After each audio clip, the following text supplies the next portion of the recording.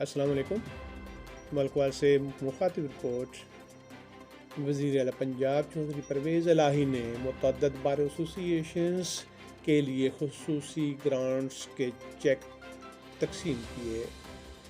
Principal secretary to chief minister Mohammad Khan Bhatti की खुसूसी कावश से बार एसोसिएशन मंडी बहाउद्दीन के लिए 1 करोड़ रुपए का चेक बार एसोसिएशन मंडी बहाउद्दीन ने वसूल किया।